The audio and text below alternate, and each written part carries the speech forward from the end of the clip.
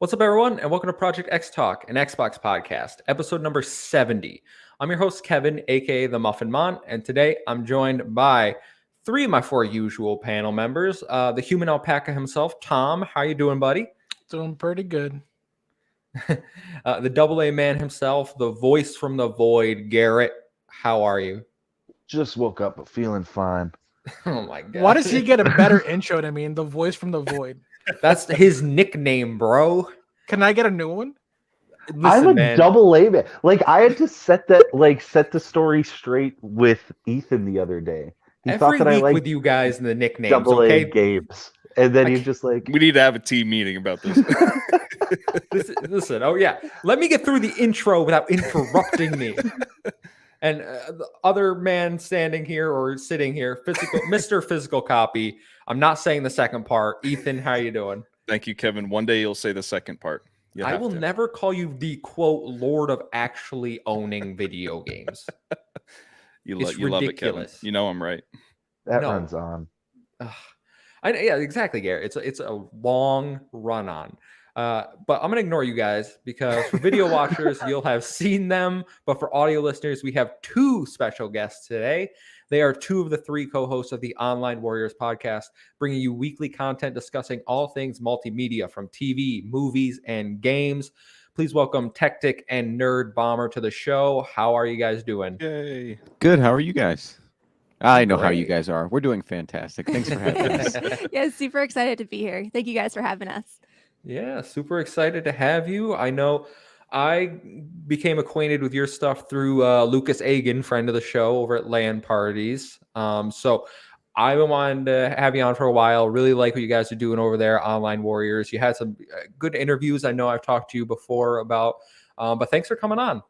Yeah, of course. You know, Lucas just brings everybody together because that's how we found out about you guys too. He's just a man of the He people. does. Seriously though, he is a great That's why human he's the being. future class. Yeah, Exactly. future class. That's right. Okay, well, as we do every time we have guests on, I got to put you guys on the spot, and I got to ask you, since we're an Xbox podcast, what was your first Xbox, and what's your favorite Xbox series? So my first Xbox, well, are we talking Xbox like own or Xbox experience? Because like I was a big into sleepovers because my family couldn't afford the original Xbox. Okay. But No, like I had some friends that were pretty well off, so I had a ton of experience on the original Xbox. And my number one game, and no one probably even knows what this game is a game called Brute Force. Oh yeah, yeah. Okay, you guys do know. It's Oh, This is an familiar, fantastic. yeah. Xbox podcast. Really good game. Of course we know that. We've talked about that game like 2-3 weeks ago. Awesome. Okay, then good. Yeah. I was challenging you, so you passed. How about you, Nerd Bomber? So I will admit that I started as a PlayStation person and I did not get my first Xbox until the 360 generation. And then from there on out, though, I've been primary Xbox, tried and true. I think Wow. Halo is probably, I know that's so cliche, but Yeah. Halo is one that I had a lot of experience with, but also Gears. I feel like Gears is something Tactic and I, we actually co-opt, like split screen co-opt that whole series from the start. And it's so good. I love Gears. That makes a lot of sense. Since Gears was like the highlight of the 360. Like I remember Oh, opening yeah. my 360 and playing Gears of War co-op with my brother opening day. So completely understandable there. Good choices. But guys, we're gonna do a little housekeeping, then we'll get into the show. Remember, if you like the podcast, we are live every Thursday at 5 p.m. Eastern time right here on YouTube. If you can't catch us live, we post every Friday morning at 9 a.m. Eastern time on your favorite podcast service. While you're over there, we would love if you could drop us a review and rating, whether that's on Apple or Spotify. It really does help us grow the show. If you leave us a 5-star review and rating on Apple Podcasts, we will read it live on the show. This person didn't leave a review, but he did contact me directly and gave some good, nice words. So I said I would give a shout out to our listener, Hopple, for dropping a 5-star review. Thank you so much, Hopple. We appreciate you listening. So I hope you're happy when you hear this. If you want to interact with us more, join our Discord. Our link is down in the description of this video or audio, whatever you're listening on. For those that don't know, we have a Patreon. If you support us over there at any tier, you get the Patreon shout out and early access to all our content. So for $1 a month, you can get all our videos days early, weeks early, depending on when we finish them. That's when they go up. Shout out Bucky Blue for supporting our show. Now, we got housekeeping out of the way, guys. So it's time to go into what we do every week to start the show. I go around the room and ask one simple question, and that question is, what you playing? So, as we normally do, I'm going to start with our lovely guests. What you guys playing? So I guess I'll go first. I've actually been playing Marvel's Guardian of the Galaxy. And I'm going to say, so when all of the trailers and everything came out for the game, I was a little lukewarm because, I mean, as we all know, Marvel Avengers was not a super great experience. And I was just like, oh, this is probably going to suck. But then I got it actually as a Christmas gift. And man, it's so great. Everything about it is just kind of taking me by surprise. The storytelling, there's a lot of in-depth, character development, plot development, that it's a lot more heartfelt of a game than I guessed I thought it would be. Mhm. And obviously the soundtrack, I mean, any Guardians property, the soundtrack is absolutely phenomenal. And there's something really cool about listening to licensed music while you're playing a shooter. Like it's pretty common in sports or racing games, but you don't really get that experience in any sort of shooting game. And so that's super awesome. And just like the puzzle solving mechanics, there's choices. I didn't even think that there would be like story driven choices that you can make, but it can completely change the way that you're playing the game and what missions you'll encounter along the way. So I'm having a lot of fun with it. Super great. That's awesome. That's one that is constantly on sale, and for some reason, I look at it, I go, it'll get cheaper. I'll buy it then. Like, You haven't played it yet, Kevin? no, I haven't played it. That was the most surprising game for me last year. I absolutely adore that game. It's so fun. I'm still in shock that you didn't pick it up during Black Friday when the game was like $15 everywhere. Wow. It wasn't cheap enough for him though. Like it doesn't get much cheaper than that. Like I know sometimes you'll see games go down to like $5, but not very often.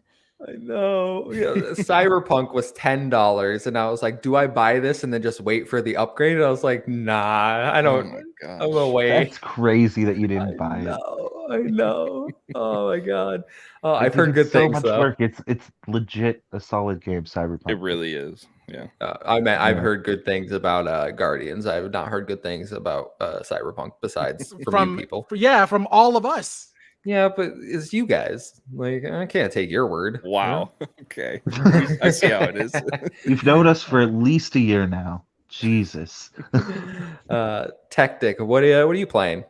So I'm currently playing Pokemon Legends of Arceus. We're a gaming couple, so when one's playing a console, the other one's on the Switch to kind of we have this gaming room, and we also have our living room. We've kind of diversified our console layout so that no one's ever preventing another person from playing.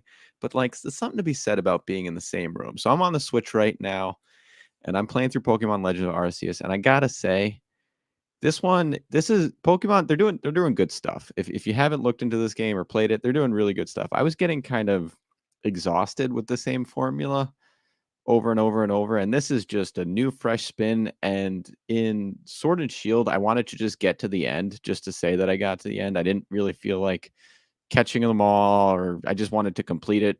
This one, I want to be a completionist on, and it's like it's hooking me. So I'm pretty happy playing that. And like I said, just Switch games for me are just like very laid back, and I get sweaty a lot, but with the Switch games, I'm very, very relaxed. So I'm enjoying that big time. After she finishes Guardians and I finish Pokemon, we'll probably swap, but that's what I'm at right now.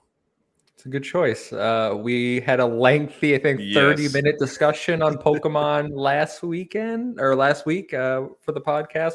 We all have played it except Garrett, I believe, unless you've picked it up in the last week. No, I have not picked it up yet. Yeah. Still sitting.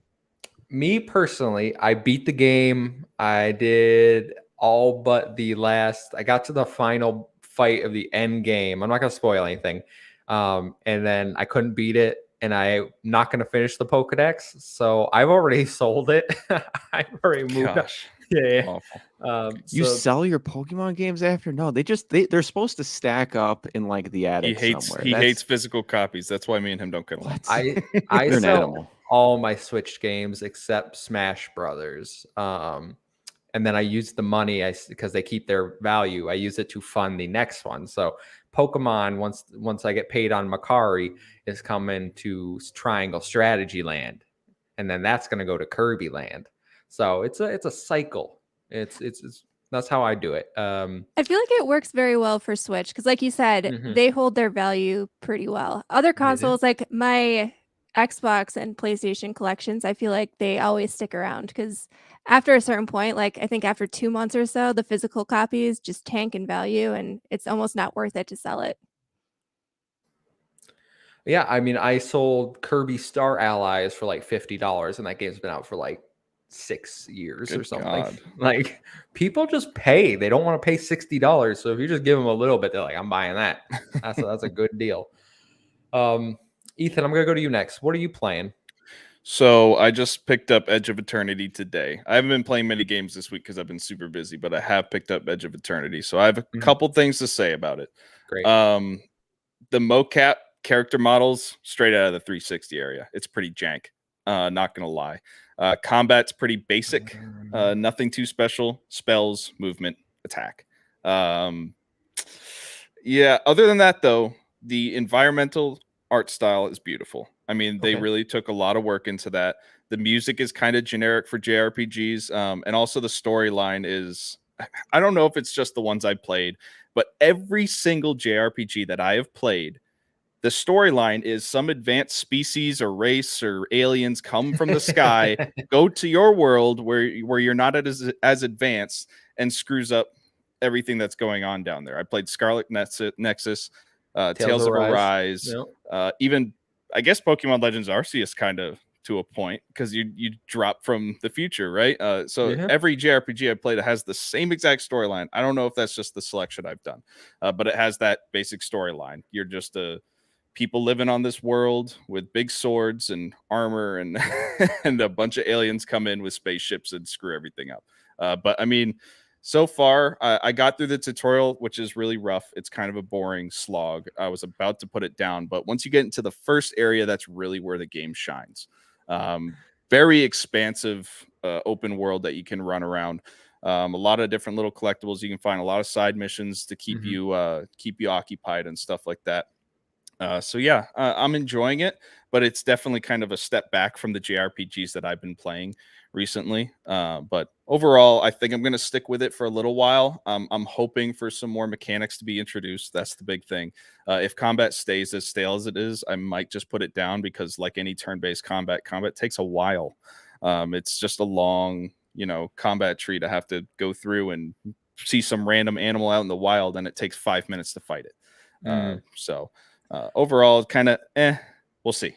Okay, I got a question. Is it actually open world or is it like Tales of Arise? It's like Tales of Arise, but I would say Okay. it's bigger. It's bigger than Tales of Arise. Like the first Okay. area that I was in reminded me of the largest area that you can find in Tales of Arise.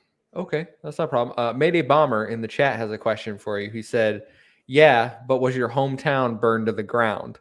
No, the whole planet's burned to the ground, basically. Classic JRPG setup. Yeah, exactly. Shout out most of the Tales games.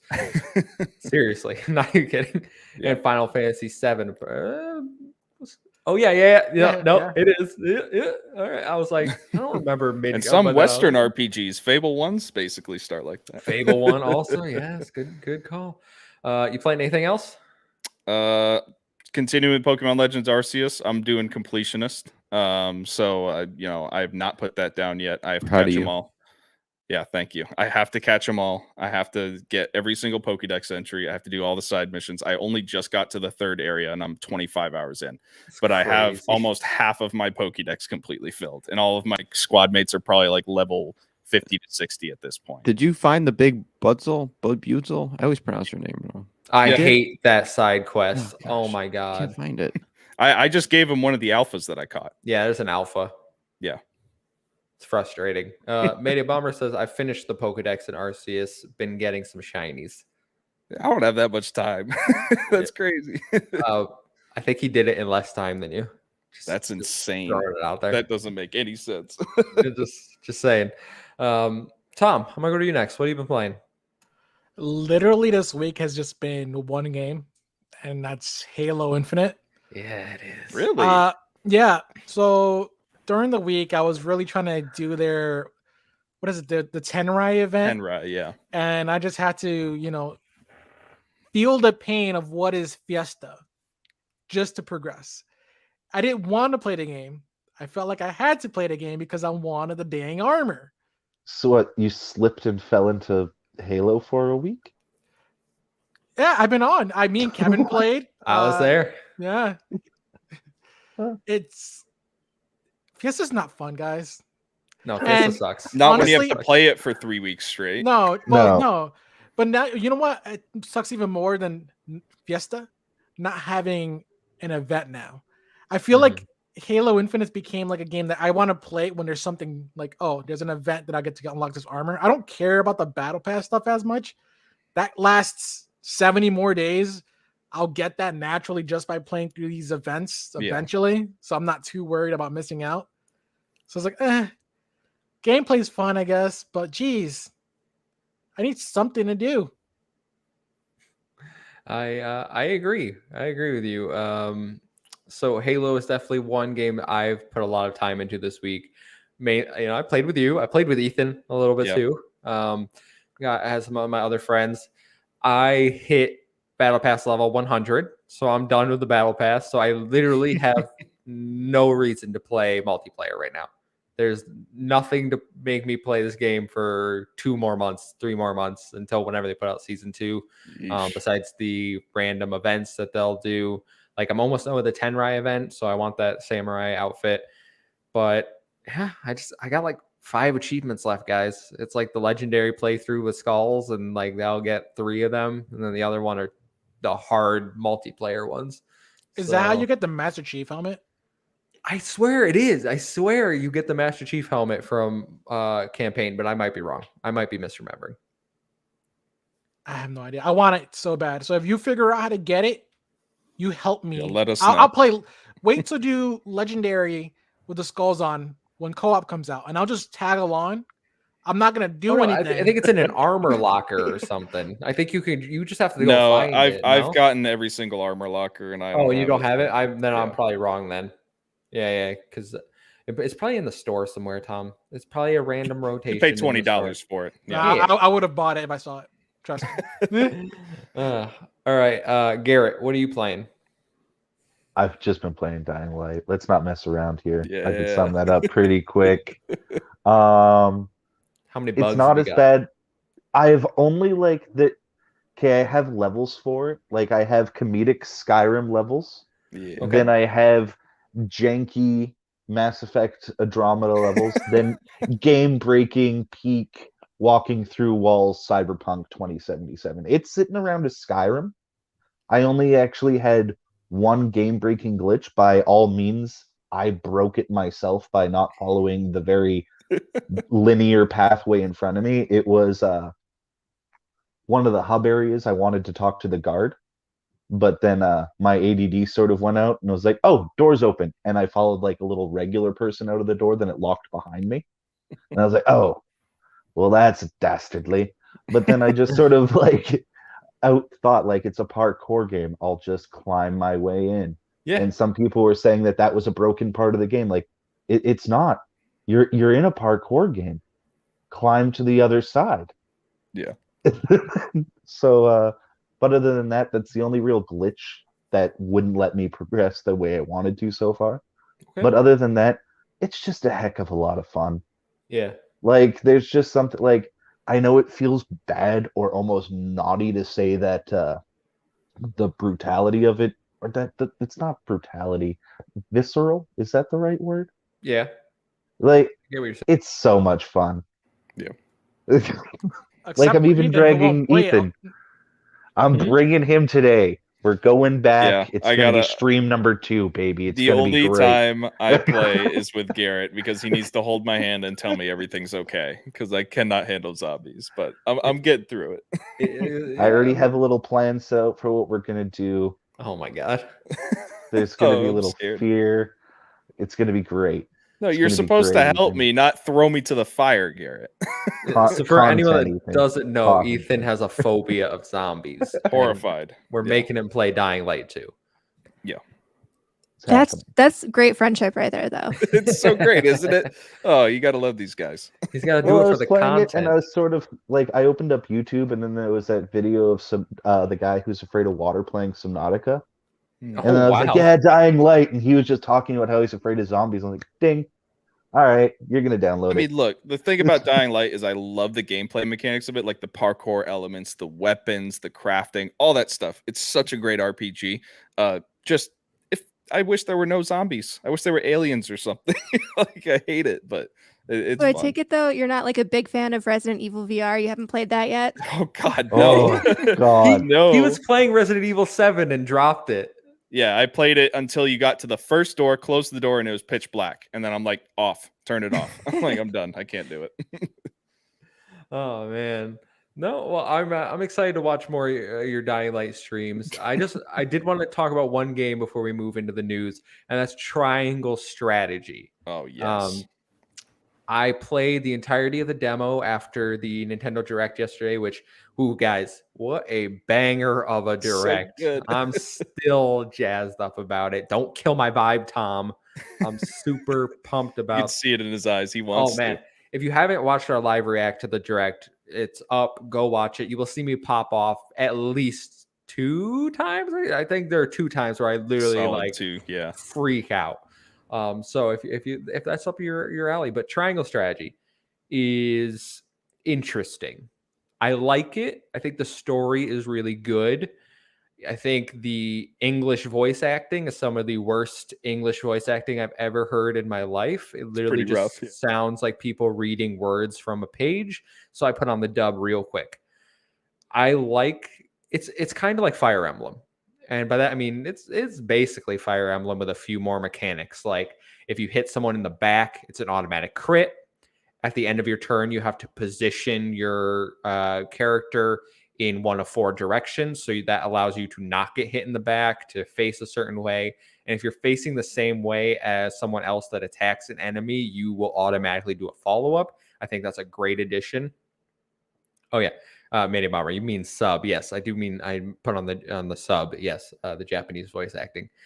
But I think this game is good. I just wish there were more fights, and maybe that's later in the game because you can only play through the first 3 chapters, which I've done, and then it'll carry over your progress to the main game. But each chapter so far has had 1 fight.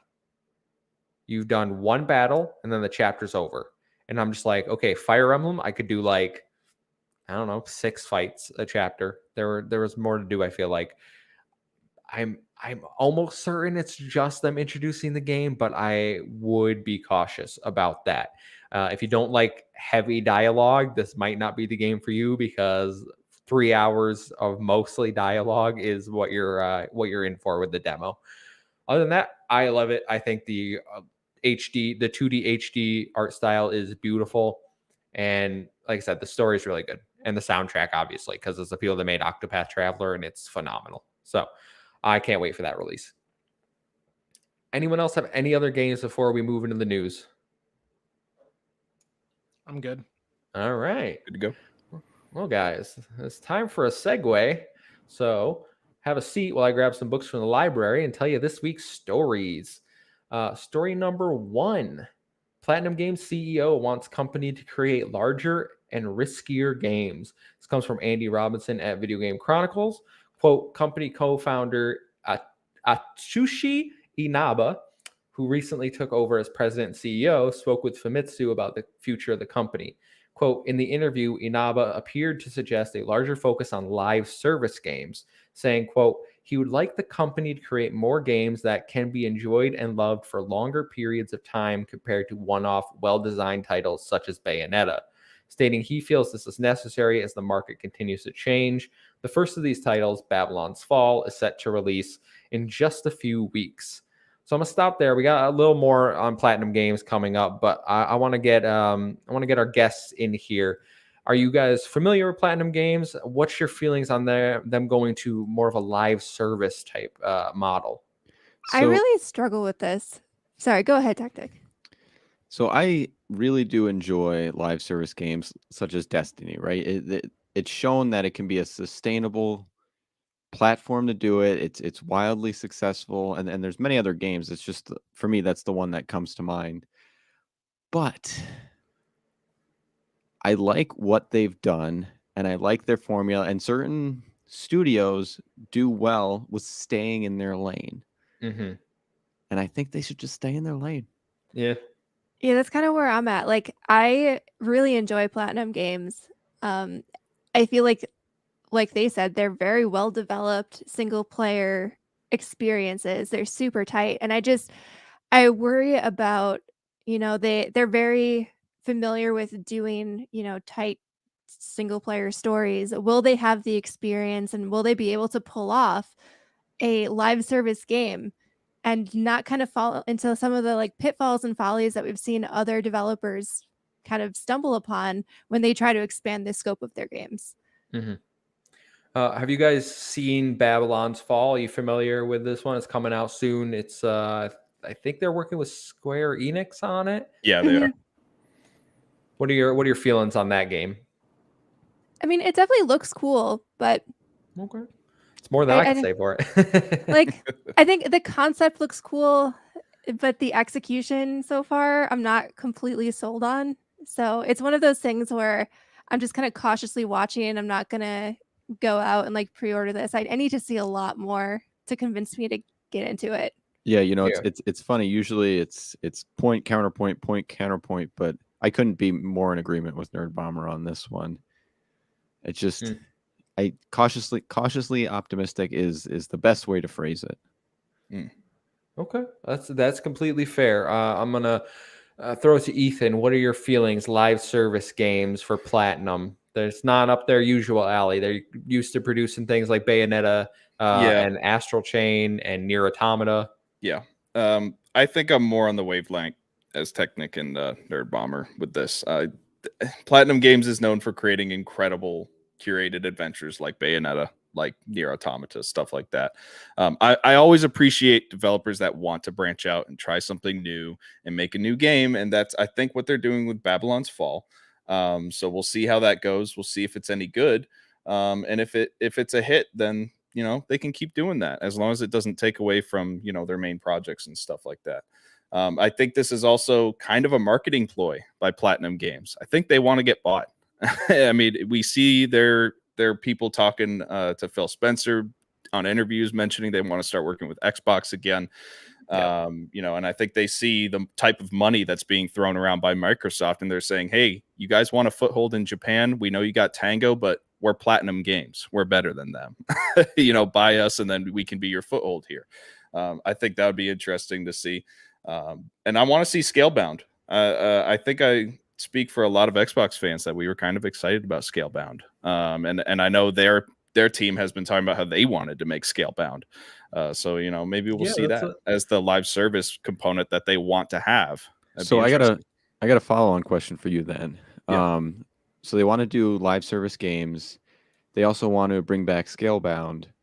What if that was their trial, using that story foundation to be a live service game? That's kind of what I wanted to allude to, is that I think, a good live service game would be a Monster Hunter or a Monster Hunter type of game. I think it would be perfect for that kind of trial run, and it being on Game Pass would expose it to a lot more people. And I think that would be a great stepping stone for Platinum Games. We could actually see the fruits of their labor if they're good at this live service thing. I think that would be an incredible opportunity for them, and I hope they knock it out of the park. I mean, this is very speculative, but like, what if that was why Scalebound ended up in development hell in the first place? Like, what if Platinum Games came to Microsoft and were like, hey, we want to try this as a live service, and years into development already, Microsoft kind of was like, we've been waiting on this for a while, we've sunk a lot of money, like this would be an overhaul. That could be the case as well. That could be very true. Maybe they just want another crack at it. Before we get more into Scalebound, because I do want to talk about it more. Yeah. I'm gonna bring in the rest of the news about Platinum, and it does relate to Scalebound, so then we can open up the discussion. Okay. Sweet. So director Hideki Kamiya, who is directing Bayonetta 3, recently shared a photo of a gift from Microsoft Gaming CEO Phil Spencer to celebrate Platinum's opening of their new headquarters. In response to the tweet, Kamiya responded, "Thanks, Phil. Let's work together again." This is the second time in recent years that Platinum has expressed interest in working with Xbox again after the cancellation of highly anticipated Xbox One title Scalebound. Adding further fuel to the fire, Platinum president spoke with IGN Japan and explained that Kamiya, quote, has been talking about wanting to work on Scalebound again for a while. And Kamiya himself added, "I'd like to appeal to Phil Spencer directly. Let's do it, Phil." Aniba adds, often in an interview, you might hear a developer politely saying, yes, if we had the opportunity, we'd love to work on that again, but we don't mean it that way. Both Kamiya and I are serious. We really would like to work on Scalebound again. I'd like to discuss it with Microsoft properly. So it's a bit of a strange one, not something you normally see in an IGN interview from developers who are normally more coy about this type of thing.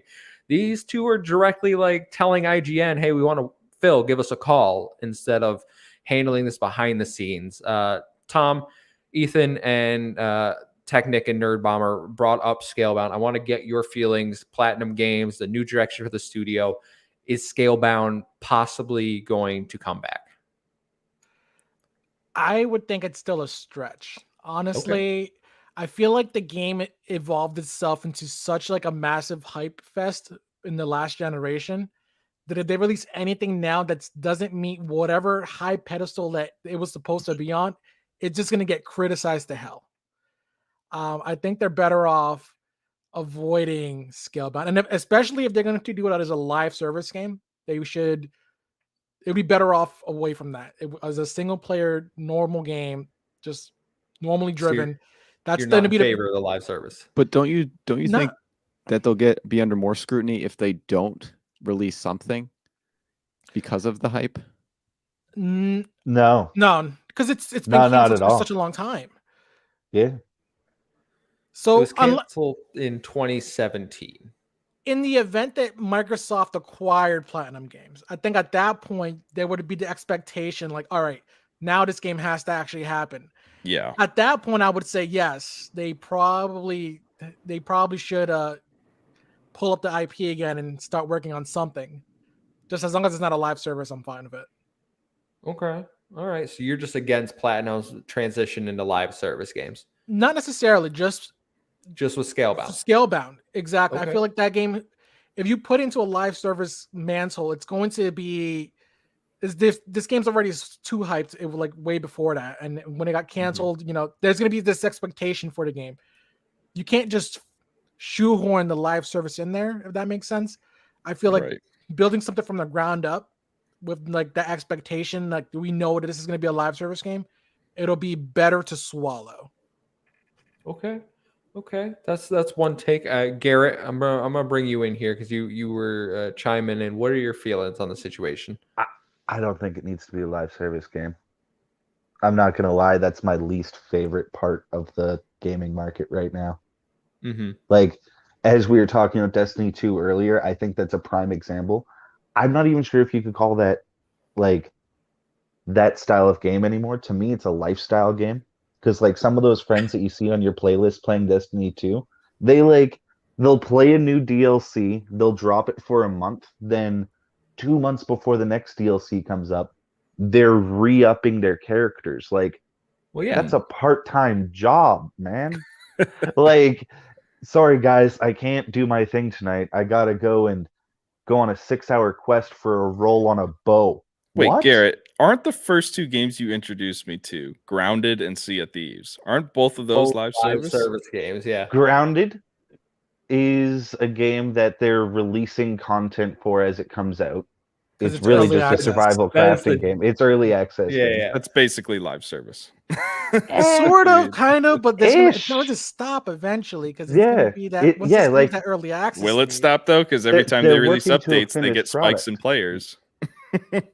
Sea of Thieves, Yeah. though, is a live service game, and Yeah. that's Sea one of of Thieves is you love. live service, but you don't feel like I could put it down for 8 months, 9 months, 10 months, whatever, and I'll come back in. I'll talk to who else is on the ship, and be like, "Yo, take me 30 seconds around the ship, show me what changed in the last 10 months, and I'm caught up." I don't need to. Oh crap! I didn't play and I missed out on the last DLC. I might as well start back at 0 in Destiny. Yeah. Or it passive aggressively hauls you along so that you feel like you have all this unearned accomplishments. Like I remember I put that game down for 2-3 years and I just played, what was that, the one that just came out where you learned the whole frost ability and it like upgraded all my characters. I felt like a little offended.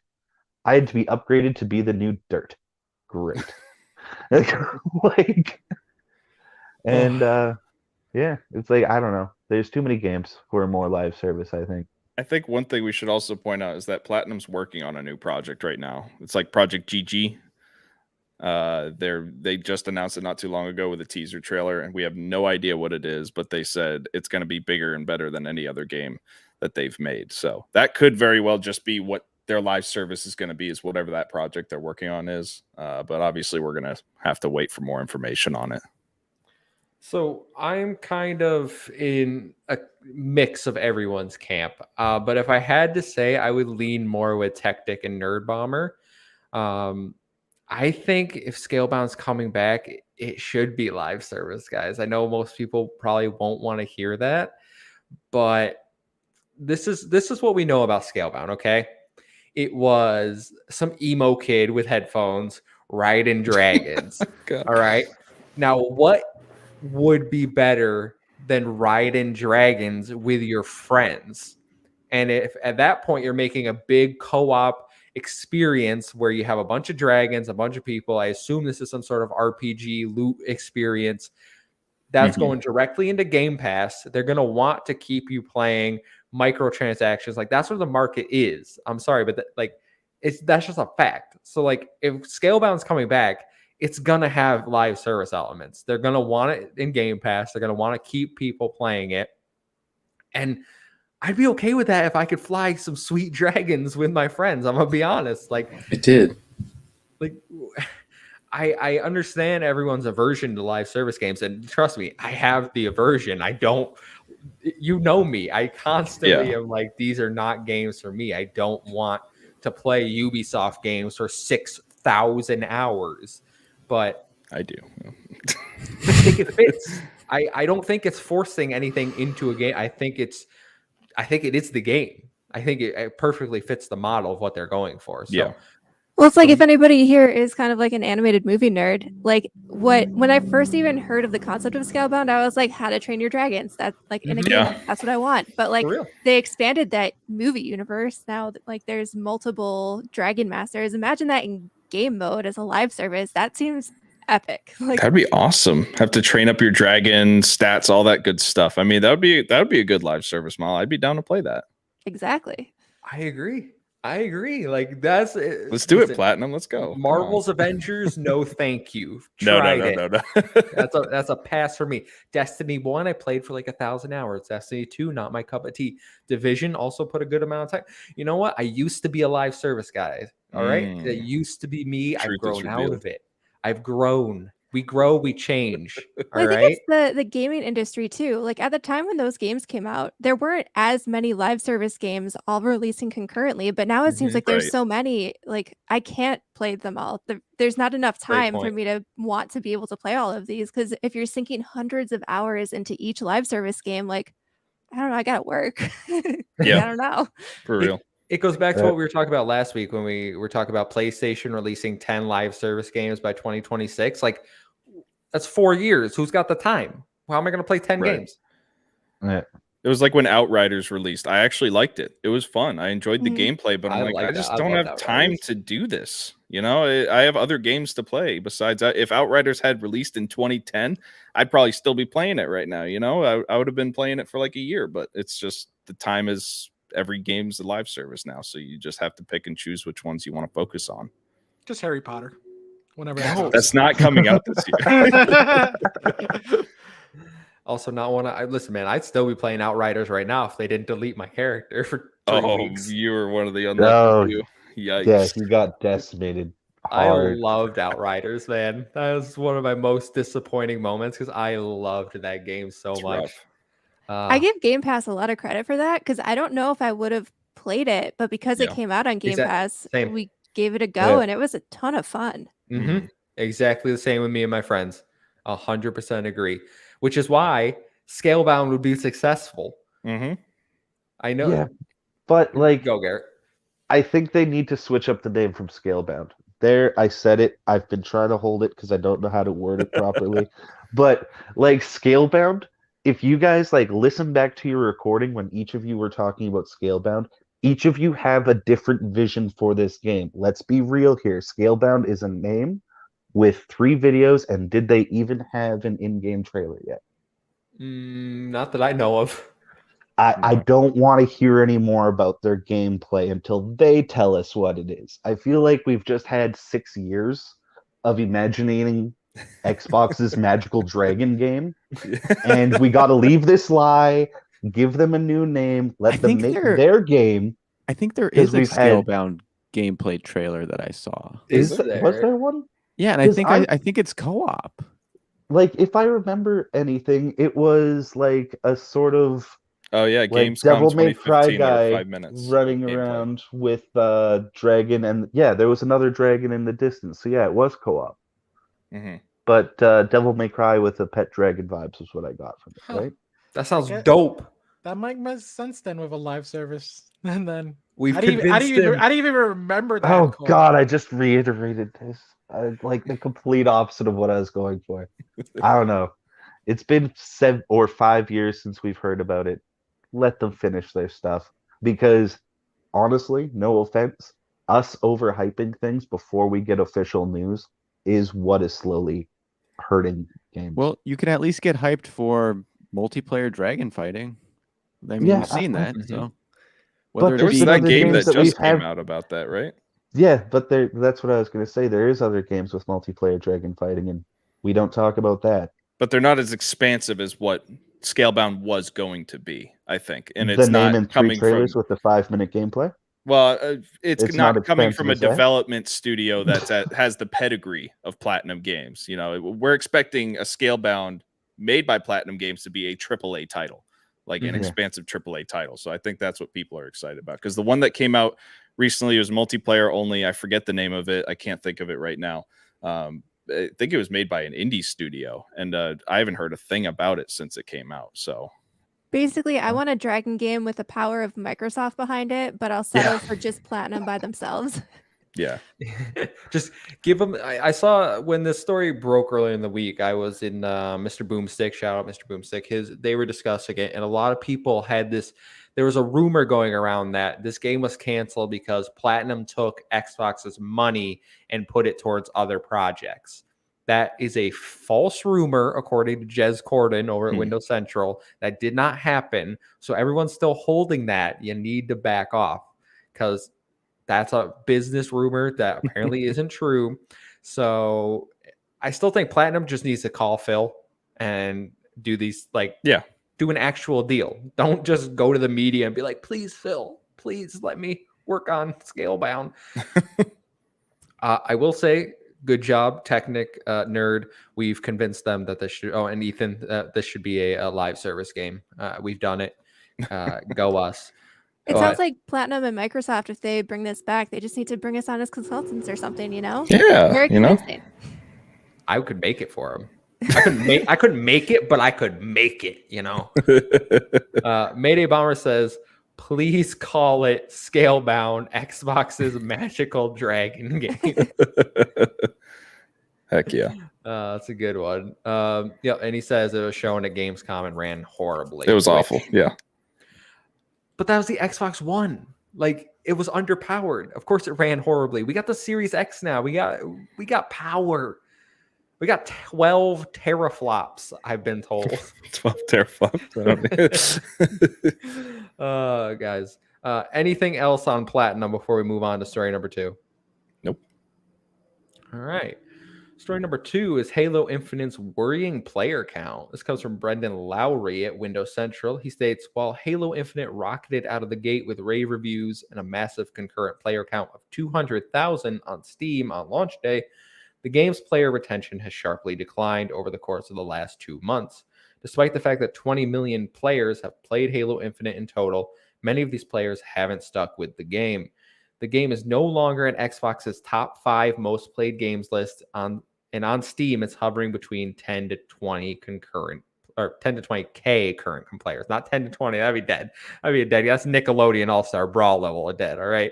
10 to 20K concurrent players. So I'm going to go to our guest again. Nerd, you said Halo is one of your favorite franchises. You a big Halo Infinite person? And why do you think we're seeing sharp decline in player count? I've dabbled so far. I haven't given it my all. I've been waiting for, the split screen and the Forge mode to come out. And I think, first of all, I think that's a big thing that a lot of people are also waiting on. I know those are big fan favorites, so I'm sure we'll see another resurgence when those finally drop. But I mean, that said, it's really not that worrying to me. I feel like this is just the state of any sort of live or multiplayer game. There's windows where people come back and they'll come back in surges when new content is dropped and released. But I mean, I don't know. Typically, like a few months after any multiplayer game comes out, I'm kind of on to the next one. And I know Halo is a huge deal, but there's got to be something, more than just a new battle pass. Although the battle pass, I feel like, is very lengthy to bring people back in, and events that aren't super fun don't bring people to it either. Like you'll try it out, but you're not going to stick around. I mean, Tom even said it. You were saying that you're exhausted with these challenges. There's definitely some windedness that occurs with this game. On top of what Nerd Bomber said of when's the co-op coming out? That's the biggest one for me. Well, because I don't know about you guys, but for me, a lot of my memories with Halo were local LAN parties. And so having the ability to have someone on the couch next to me playing, like even if it's just 2 of us in an online lobby, like having split screen is a huge deal. And that's when I clock most of my Halo multiplayer. And it gives me a huge disadvantage. Don't get me wrong. Like your field of view is obviously not as great as if you were on one screen by yourself. You can't screen peek. Yeah, like All there's that just fun. Oh, you had to have the cardboard divider. That was key. Yeah. Oh, God. Yeah, you got to stand up with the little brother kneeling underneath. All right, Garrett, I'm gonna throw it to you. What are you making of? I know you were one of the people not impressed with the 20 million player count. So what do you think of them not being able to keep the players? Par for the course. If they released Forge and, like they said, co-op, it would be doing a lot better. Because personally, that's what I'm waiting for. I'm waiting to disappear into Halo for 3 months. It'll be like, hey guys, I made 4 infection maps. Let's play. But until that happens, I feel that they're going to stagnate because they can't offer, what is it now, 6 different player or 6 different modes and reoccurring 2 events. We got the 10 Rye And the cyber and the cyber one. That's it.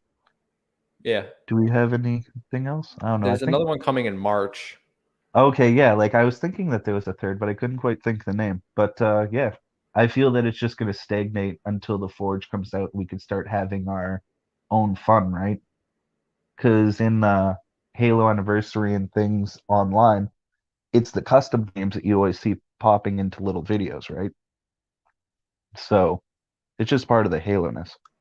Yeah, I wonder if I feel like they obviously didn't underestimate how popular Forge is, but Forge is extremely popular. Like everybody loves custom games. And I feel like that's what a lot of people are waiting for. That's what kept Halo 3 alive for so long, was custom games. I mean, I remember playing Halo 3 and you would like drive a mongoose along just like a narrow track, and then at the end you like hit a jump and you like fly through a ring and you gotta like bat something and then like kills the other people. It became so popular that Bungie made a playlist for custom games. They would take fan-made games and you could just go on matchmaking and play them. It was so fun. Like, miss those days.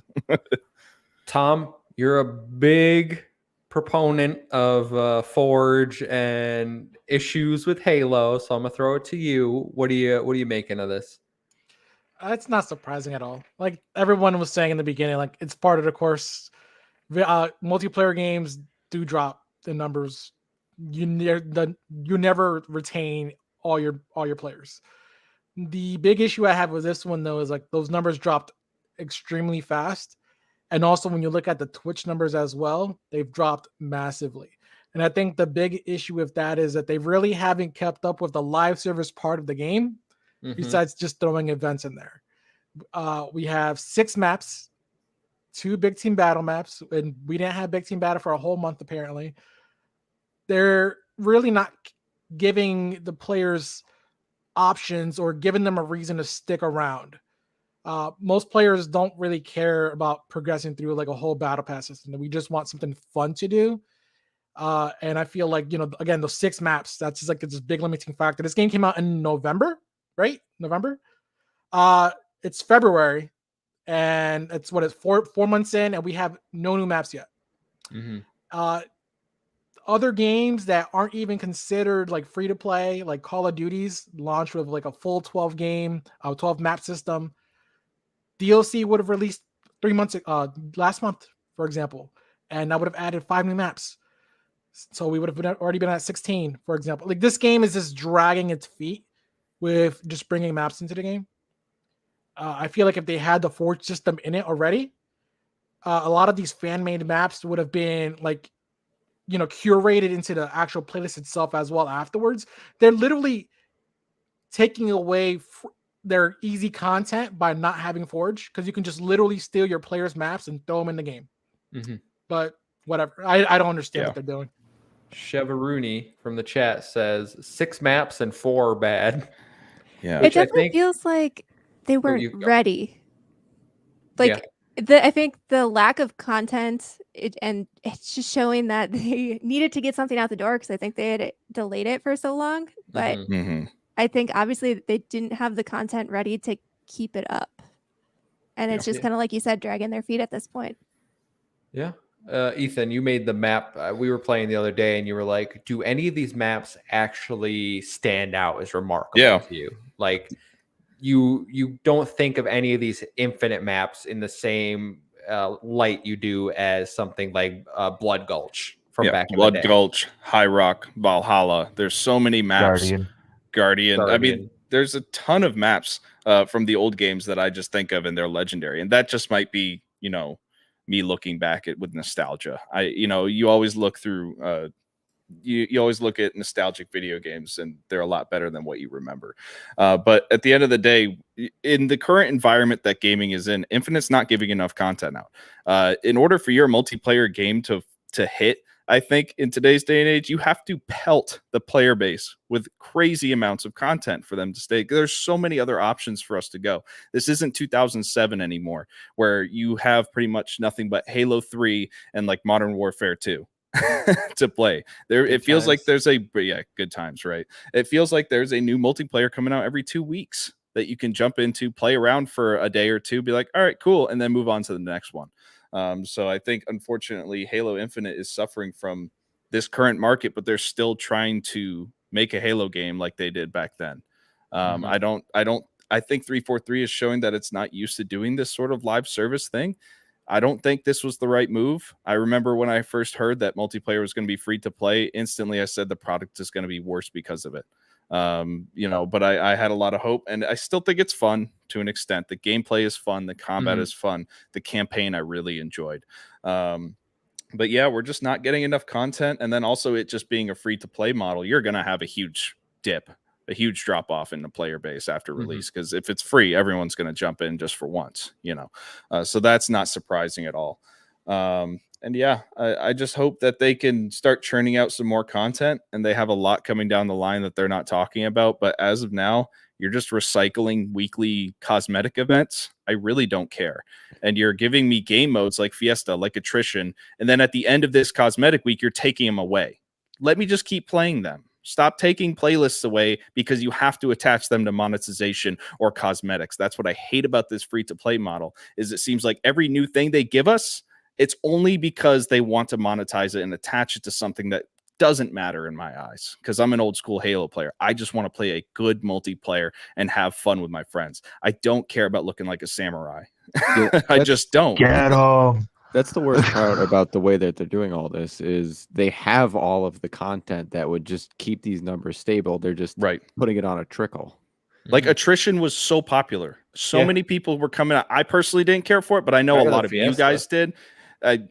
We disagree, but Fiesta is the same thing. I vibed with Fiesta. You guys vibed with attrition. Either way, neither of us get what we want because they're taking it away. And I know people will say, oh, they released Tactical Slayer, Free for all that stuff a month later. That should have been there in the first place. So don't give me that crap. Those are game modes that are core to Halo, and they should have been there in the first place. Like, it just gave me snipers only. That was an amazing game type in Reach. I loved it. You just were given a sniper and a pistol. Go at each other in a team. All you have to do is, I know it's not that hard coding that. Just give me a sniper at spawn. That's all you need to do. I don't understand it. Well, the interesting thing too is like, I don't know if you guys have tried Splitgate at all, and it's obviously you've got the portal aspects, but it does feel very Halo-esque. Yeah. And I mean, they're free to play, and the lack of content is not an issue in Splitgate. And obviously, it's not as polished as your Halo is going to be, but like, if Splitgate can do it, why can't you? I think that I'm not going to reiterate everything because you guys have made excellent points. I think we knew this was going to be an issue and a concern when they said, hey, season 1 is November through May. That is a incredibly long first season. Yeah. I just said I finished the battle pass and I went slow. There were like weeks where I didn't play Halo. I know people that finished the battle pass a month in December. Like, this is an issue certainly that I don't think I think I like the game more than a lot of people. I love the gameplay of Halo Infinite. It's probably my second favorite Halo ever, behind 2. I love the campaign, but campaign co-op is sorely missing. I want to play through with my friends. I want to do a legendary run, all skulls on with my friends. That'll keep me engaged for days at a time. I want more game modes, attrition and Fiesta. Fiesta, what I don't understand is Fiesta is in the game normally now. Why isn't attrition? Why would they put one? I haven't even looked since I haven't even been on since Tenrai ended. You can play. It's been in there before that, so you can play Fiesta. They added it with Tactical Slayer and everything else. They put Fiesta as its own playlist, and I was like, so why are we still tying it to an event? Stop tying events to game modes that people don't like. Just let me figure out some other way. We need more maps. We need more content. And personally, I like looking like a samurai, so I'm good with getting stuff like that. But there just isn't enough going on in multiplayer sometimes. And then there's a bunch of issues with like desync, and I don't know, like if you play competitive, like someone on the Halo subreddit did a ranked breakdown, and social games affect your ranked.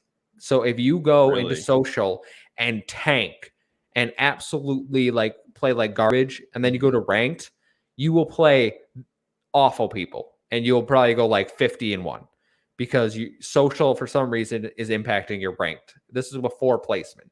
So these are issues that like that shouldn't really happen, right? Like ranked, you play your placement matches, you go against just a myriad of people, and then that decides where you are in ranked. Social should be free for all. Social should be like, you're going to come against good players, you're going to come against bad players.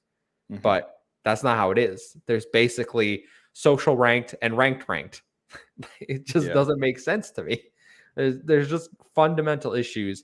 And we're talking about this like we don't like the game. I love the game. I love Halo Infinite. It was my second favorite game last year. I still think it's amazing. So it's not that I don't love the game. It's that I want them to make it better because they can. Well, it's like the things that you love, I feel like you're more critical of because you know the potential is there. For sure. Yeah, exactly. Absolutely. I look back at the variety of what we could do in Halo 3. That to me, Halo 3 is the pinnacle of Halo. That is my favorite Halo. That's the Halo I identify with. I think it was something like 24. By the time at the end of its life cycle, we had like 24 maps and probably like 30 different game modes plus custom games, all this different content. And it's like, I know you guys can do it. Like you were saying, Kevin, we know it's there. you know, that we just haven't seen it with Infinite yet. It just seems dead. You mean we it's like- haven't seen it with 343 yet? That's the other thing Bungie too. showed Is off. yeah, that's the other thing too. Is this just 343 doing what they've been doing with 4 and 5? I mean, they made a hit on Master Chief Collection, but to be fair, 90% of Master Chief Collection is Bungie's work. You know, and 343 wanted to take Halo to a different direction to try and resurrect the series. I think they succeeded in resurrecting it, so I will give them props on that. But at the same time, I still think we see a lot of those mistakes that they made with 4 and 5 in this game as well. Agreed. 5 multiplayer I liked off the bat, and then it just died for me. I did not. It went downhill fast. 4, I think, is a steaming hot pile of garbage, no matter how you slice it. But that's my personal opinion. I know some don't agree with that. All right, guys. Anything else on Halo before we move on? All right. So, story number 3, and this is one that I added in based on yesterday's news. So, I'm sure Tactic and Nerd Bomber have seen this around Twitter, but Xbox has seemingly committed to keeping Activision Blizzard franchises on PlayStation. This comes from Brad Smith in an official Microsoft blog post where he states, quote, "First, some commentators have asked whether we will continue to make popular content like Activision's Call of Duty available on competing platforms like Sony's PlayStation. The obvious concern is that Microsoft could make this title available exclusively on the Xbox console, undermining opportunities for Sony PlayStation users. To be clear, Microsoft will continue to make Call of Duty and other popular Activision Blizzard titles available on PlayStation through the term of any existing agreement with Activision, and we have committed to Sony that we will also make them available on PlayStation beyond the existing agreement and into the future, so that Sony fans can continue to enjoy the games they love. We're also interested in taking similar steps to support Nintendo's successful platform. We believe this is the right thing for the industry, for the gamers, and our business." So we've discussed over the last few weeks, you know, what's going to be exclusive when Activision Blizzard gets acquired, what's not going to be exclusive. I think most people are like, Warzone and Call of Duty. Warzone is going to stay. Call of Duty is going to be on PlayStation until the deal runs out. Then they'll be exclusive. But that isn't the case from what this is saying. And it seems like it's not just Call of Duty, because they say other popular content from Activision Blizzard. So I'm gonna go, and then I'll open the floor up. But for me, I think that this is setting a new precedent. I think that smaller studios are going to make exclusive games. They're going to, you know, the ones that get folded into Xbox Game Studios, to PlayStation Studios, those are going to make the exclusive content. You get these big publisher acquisitions like Activision Blizzard, Bungie. They're going to remain multi-plat. I see people still debating whether this means, you know, what's going to be exclusive. Will new IPs be exclusive? Maybe, yeah, possibly. If they're single player, I would probably say yes, because they're showing that with the Bethesda ZeniMax acquisition, I should say. But in terms of multiplayer games and existing big franchises like Crash, Spyro, Diablo, Overwatch, I think all of those are going to remain on PlayStation. I think they're going to expand the Nintendo Switch.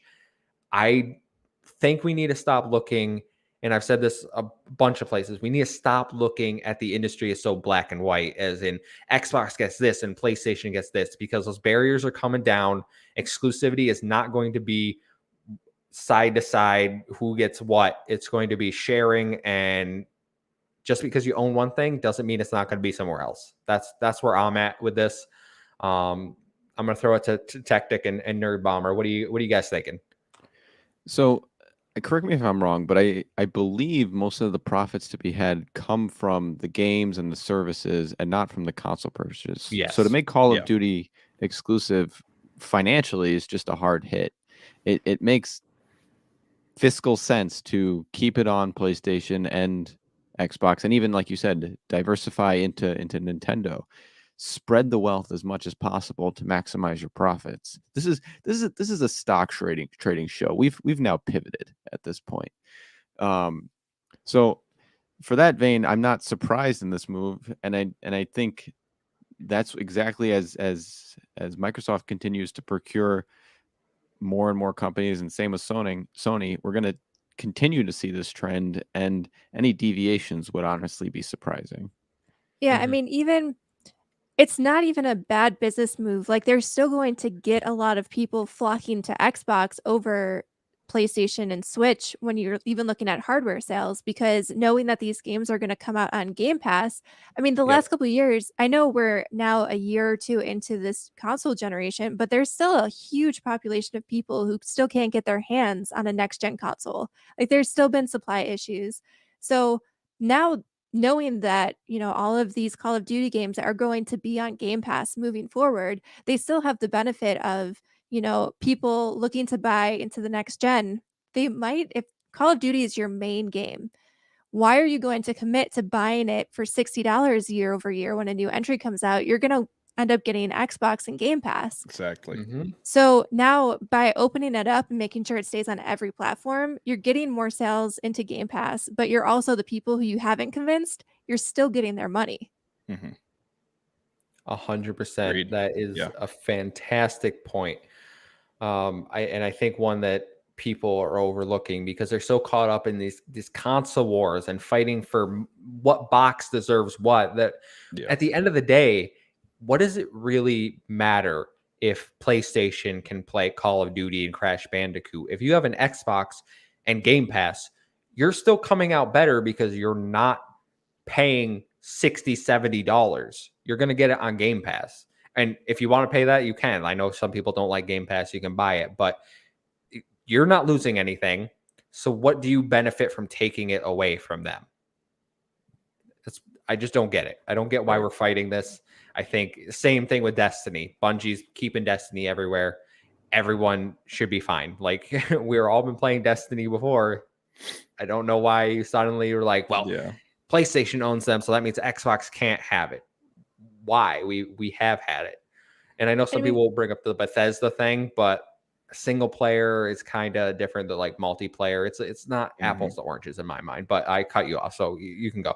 I mean, we're already seeing kind of the barriers breaking down. I mean, obviously Minecraft, Xbox has owned Minecraft forever now, it seems like, and that never got yanked off of other platforms. But even I think a big thing was seeing MLB The Show come to Xbox, and then not only that, but come to Game Pass. Like, these barriers that we all kind of have in our heads just from the last few generations of consoles, like, they're tumbling down. And yeah, like you said, the single player games will probably see those being console exclusives to try to drive people one way or the other. But in terms of these, like, your live service games, I feel like that's been a huge subject, this whole thing. Like, the live service games may not be for us, but a lot of people love them. And so you're not going to shoehorn it into a single console. You're just not. Absolutely. I'm gonna open the floor. Tom, what are you thinking? Everyone pretty much said everything. It just it doesn't really hurt the Xbox gamers at all. It literally does not do anything besides provide better marketing for Xbox. You have the games on other platforms. You're making money because they're available on the other platforms, and you're still incentivized to get an Xbox because, well, it's free on Game Pass. It's a smart move. I mean, this was close to $70 billion deal. I'm pretty sure this had to be something that Microsoft said, like, like outside of the gaming division, like, hey, we're not going to give you this money unless, like, you guys actually make money for us. So we'll let you buy them. It will help out the Game Pass, whatever you guys have going on, but we still want to make a lot of money. And Call of Duty makes a lot of money. It would be ridiculous if they kept it only on PlayStation. If anyone was wondering, just to interject, Call of Duty made $5 billion on microtransactions last year. Wow. Just microtransactions. Woof. Yeah. Do you want to get rid of all of that profit? No. That's stupid. They're gonna make money. We're gonna have the big titles like probably I would say Diablo 4 as well. I would expect that to probably come on PlayStation as well. I agree. We'll see. We'll see what games they pick and choose, but it is only benefits the players. I don't like market consolidation at all. Like Netflix day one, Netflix first couple years, amazing, great. And then everything came tumbling down once everyone was like grabbing their pieces of the pie, and it is not as good anymore. And I don't want Xbox Game Pass to end up like Netflix was. What you're saying is So- you don't want the kissing booth 1, 2, and 3 on Xbox Game Pass. No, please no. That's if anyone gets that, well, those are bad rom-com movies on Netflix Terrible. that I kind of watch for guilty pleasure, but like, I mean, what I do. would have just said like any Adam Sandler movie to throw on Netflix. Oh yeah, that one with the pie or whatever. Oh yeah. I don't watch them, Adam but I see Sandler's them. a national treasure. Stop being mean to him. Nah, he used to be. He's just a money That's maker. funny. Garrett, you got anything to add to this discussion? I know we're going to you last. Like, I was trying to think of something to add to it, but the only thing that I could add is Nerd Bomber actually. Did I say that right? Nerd Bomber actually Yep. said it best. Microsoft didn't yank Mojang from anybody else. I don't think that they would do the same. They just sort of got out of this we're the bad guys in gaming rep with the whole Xbox One days, canceling Scalebound and whatnot. I don't think that it would be great PR to take over the, PR disaster company and then start yanking things away from other companies. I mean, it That wasn't would just great they PR they to worked tell. too hard to get out of that light. But yeah, that's about the only thing I could add. Yeah. I mean, it wasn't great PR for them to tell people Bethesda couldn't be allowed on PlayStation. They didn't care. So I don't know. I don't think they care about that. No, Yeah. I don't think... But when there's a few extra ones and zeros attached to it, right, you start to care. I think that's 100% Call of more Duty caring. is one of like the biggest money makers in all of gaming history. I feel like. Oh yeah, it is. Yeah.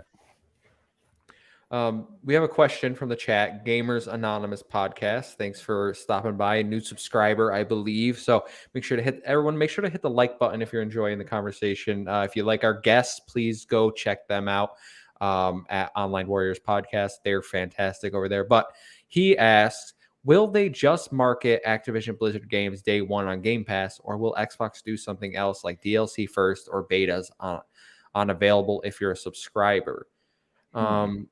I mean, we know for a fact they're going into Game Pass day one, all Activision Blizzard games.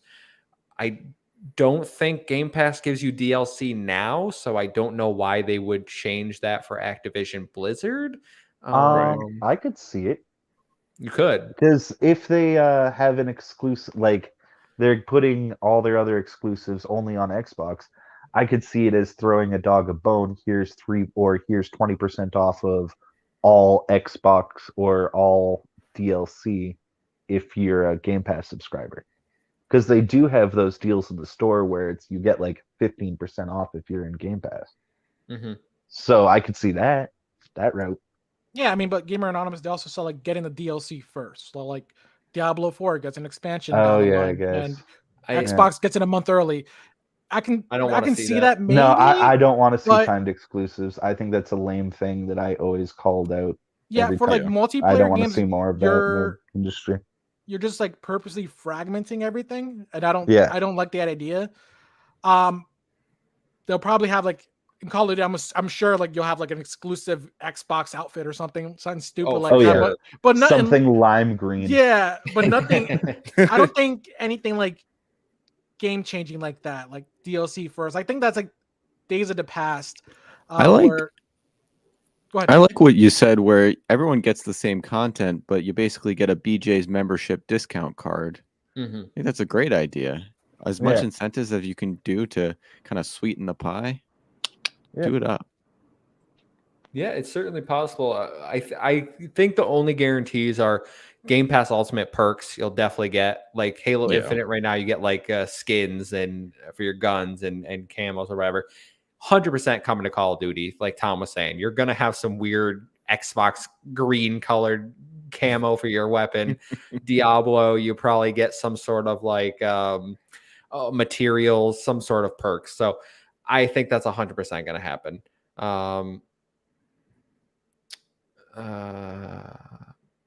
You want me to go next for the Activision stuff? Yeah. Sorry. I got distracted. You were so Apologies. mad about me talking smack about Rare in the Discord that you were just going to skip over me. Huh? Oh my God. Yeah. Go for it, Ethan. Yeah. So yeah, obviously I'm happy that we're going to keep things on PlayStation. I'm glad about that. I do not think this is necessarily all Phil Spencer, Jim Ryan sitting around a fire singing Kumbaya though. This is Phil Spencer knowing that if he keeps Call of Duty on PlayStation, one, he's going to make more money, and two, it's going to shackle PlayStation to not be able to compete in the first person market. Because what was one of the first things that we talked about after the Activision deal is how is PlayStation going to start competing in the first person shooter market, in the live service market? Keeping these games on PlayStation basically makes it so PlayStation can't compete in those markets, because nobody's going to start playing new games when you still are releasing Call of Duty on that platform. So, I mean, I think this is a five-head move by Phil Spencer. I don't think this is necessarily all happiness and rainbows and stuff like a lot of people online are saying. This is a calculated, cold business move. So PlayStation has to just accept this, because they're basically shackled to Call of Duty at this point when it comes to first-person shooters. I will say, though, to your point, the fact that a lot of people are just taking it as like a rainbows and sunshines move, like what a PR turnaround, honestly. Oh, yeah. In the last decade. Like, great job, Xbox. It's such a good move by Xbox. They win at every corner of this deal by keeping things on PlayStation. They're just going to make more money. Everybody loves them. And PlayStation's sitting there like, we can't do anything about it. Just smile and be happy, you know? So there are a lot of people not happy that PlayStation getting this. The amount of comments I see on Twitter is like, Really? I'm selling my Xbox now. There's no point. And I'm like, that makes no sense, because you're using Twitter. Yeah. Avoid it. Yeah, that's some Twitter toxicity right there. Yeah, for sure. And I don't engage in that, but Twitter's like, a dumpster fire. I will say, oh my God. I will say, I think the deal went down more like this. All right. Jim Ryan sitting in his office, Master Chief helmet on, going, ooh, and then Phil Spencer walks in the Crash Bandicoot outfit from the commercials. From the Game Awards. That guy, remember the Game Awards Crash? Yeah. They look at each other, give a subtle nod to each other, and then they walk out of the room. That's all the deal happened. All right. I'm really glad that's how you said that, because I thought that was going to go a very different way. Yeah, I heard sitting in his office, Master Chief helmet on. Oh man, this is a PG, maybe PG-13 podcast. So I think that's a little much. No, I forget. Yeah, no, that's how I'm keeping it in my mind. That they were just like, no words were said. They knew what needed to be done. And that was it.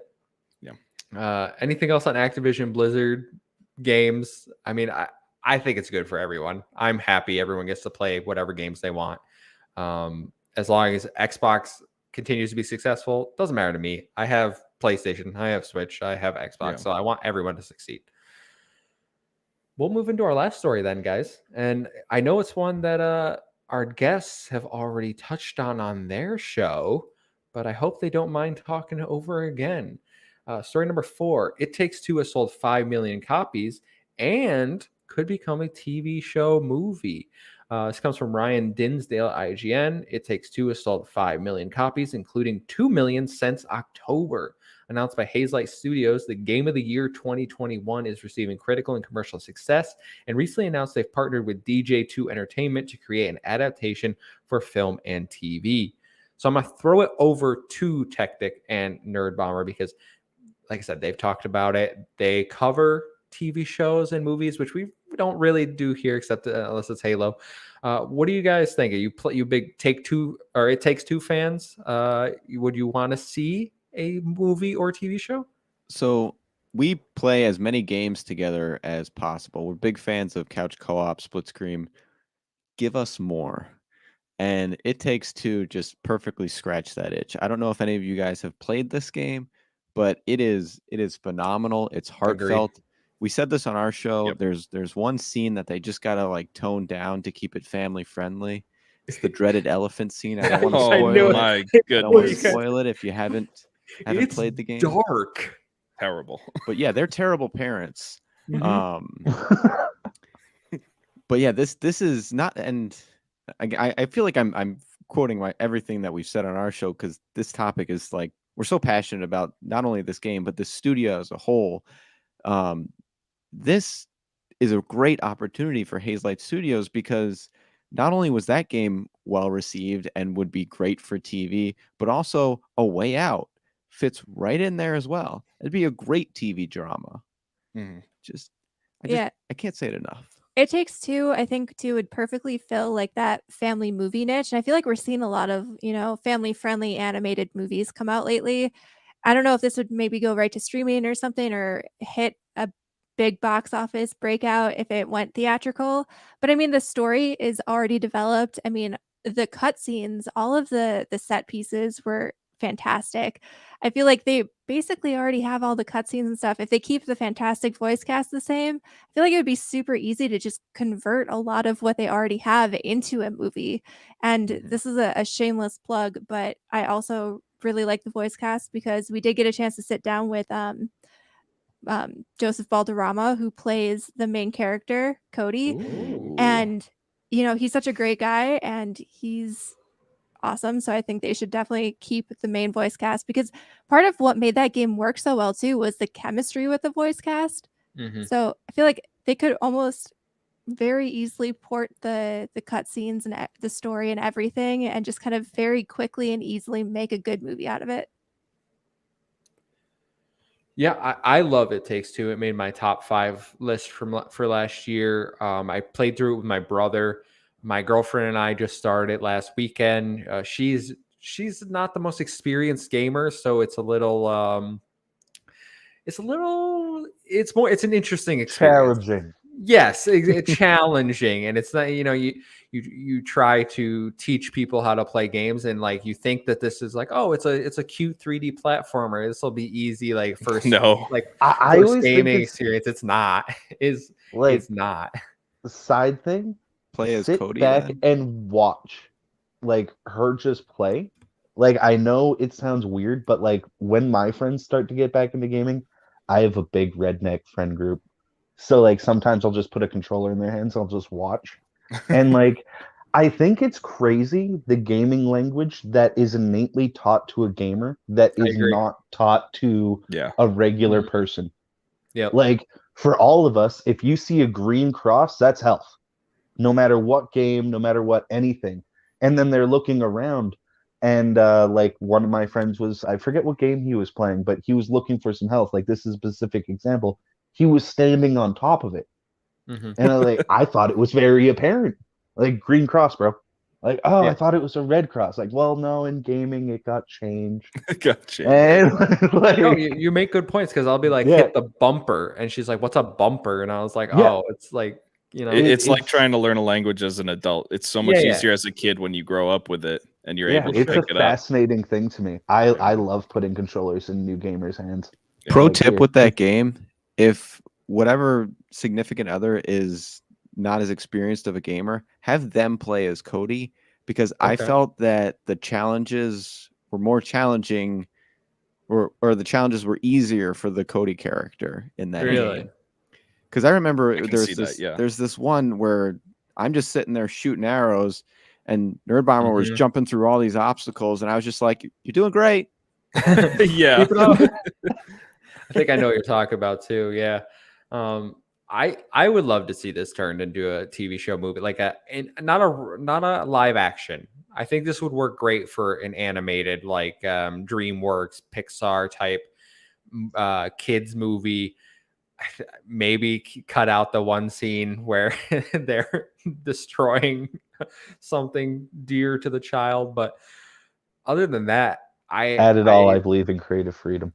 Listen, I love the game. Joseph Ferris is great. I can't wait to see what they do next, because every game, like Tom and I, we started A Way Out. Remember, we played that. I thought that was fun for what we did with it.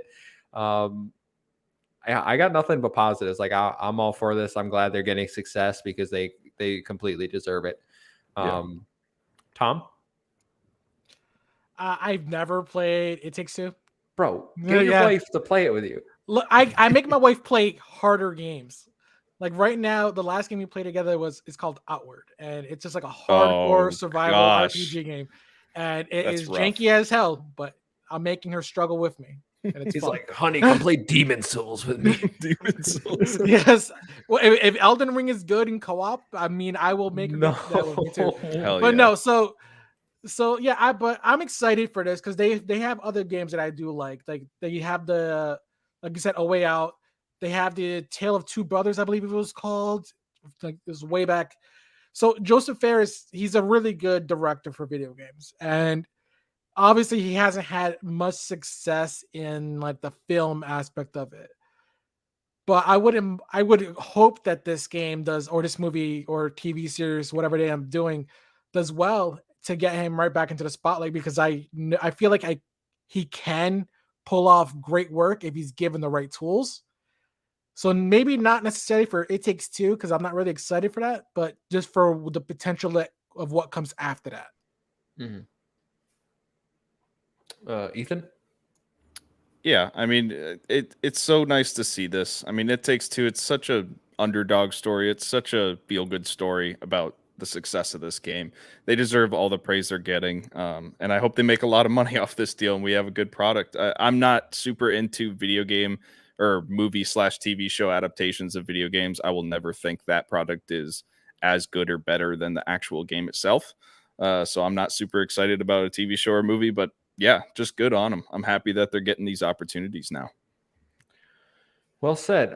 If anyone hasn't played It Takes Two, it is available on Game Pass right now. So you can download it if you have the subscription, play with your friend, play with your significant other, maybe one that knows video games a little more than mine might. But yeah, enjoy the game because it's phenomenal. I just want to say, can you guys imagine Joseph Fares at the Oscars? Like his personality. I remember the Game Awards, and he just goes up there. He goes, "Hey, have you guys tried Children? They're pretty awesome." What? Yeah, I love that. Having children, we have to do some context. Good God, that dude's absolutely insane. I love He's him. great. Yeah, he's hilarious. I'm super thrilled for him. I wonder if he would get invited to the Oscars if they find that clip of him saying "F the Oscars." They might take that. Even if he wasn't invited, he would show up. Show up wearing like some nerdy outfit, not looking sophisticated. You just look around, and be like, "I don't know what I'm doing here." Yeah, I don't know what to do with my hands. Like, well, guys, that's our show this week. I've had a good time. I wanna thank Technic and Nerd Bomber for coming on again. Thank you both so much. We really enjoyed having you here. Yeah, this is a lot of fun. Really appreciate you guys inviting us on. Absolutely. You are welcome back anytime. Yeah. Could you please plug Online Warriors some more? Let people know where they can find you, what you're all about. I want to take your moment here. Tell everyone what's going on. All right, so the Online Warriors podcast, we have episodes every Wednesday. We talk about the latest pop culture and nerdy news, games, movies, TVs, all of that. And then we follow it up with a hands-on, like, what are you up to? Kind of like what you guys did at the top of your show, where we just talk about what sort of stuff we've been consuming and having fun with. And then at the end of every game, we have a fun trivia game and pit each other head to head to see who knows the most zany facts about pop culture trivia. So you can find us at www.onlinewarriorspodcast.com or literally every single podcast service that you can think of, and also on Twitter at Online Warriors 1. The cesspool of the internet, but we still love to talk to everybody. So something you might not know is that we love ourselves a game of Jeopardy here. Dear. Yes, we do. We've had multiple episodes where we do gaming trivia Jeopardy. So I love that you guys end every episode with trivia. That is fantastic. And you always every learn something new. The hours to making questions would be insane. I've done it. But we do it like every few months. They do it every week. Yeah, that's another level. Listen, all I'm saying is, how many episodes do you guys got? How many questions are there? So many. We're in our 19th season, which the seasons we switched to a weekly format into our first year. So we're at somewhere around like 170 episodes at this point. And it's not Jeopardy. It's Jeopardy style questions. It's 5 questions, Price is Right style. Okay. Or, yeah, So so a lot it's less more just like questions than we do. trivia than it is Jeopardy. Yeah, we do. We do Jeopardy for. We sometimes end shows with fun topics. This year has been news heavy to start off. We haven't so we had haven't time for that. Yeah, haven't had the time. Podcasts are going an hour and a half, and we got things to do. So we'll get back to the Jeopardy. Don't worry, people that like those, they're coming back. We got an Activision Blizzard Jeopardy coming up. Ethan needs to do one, but Hell yeah. yeah, so they're not putting in the 3 hours to make the board like I am over there, Garrett. So that's way better. That's a much better system. All right, that's great. So everyone, please go check them out. They make great content. They have great interviews. I think my first experience was when you guys interviewed the what's the people that made Haven, the bakers, game bakers. Yes, great. I love that interview. I love that game. That was like my introduction to you guys. So everyone, please go check them out. I can't thank you enough for being here once again. Yeah, thank you guys. Yeah, and Ethan, where can they find you? You can find me at WhiteCedar1 on Twitter and Gravy3448 on Xbox. Tom, where can they find you?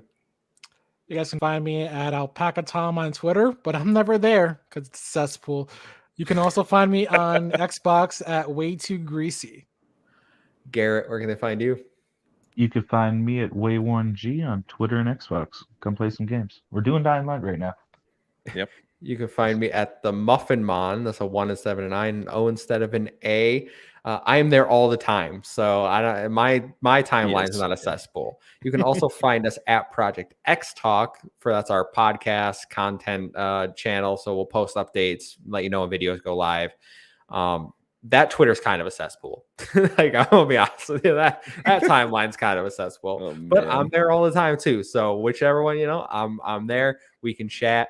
You can join our Discord if you want to avoid Twitter, but no matter what, there are ways to get a hold of us. Make sure to like, share, subscribe if you did enjoy this, and we will see you next time. Goodbye, guys.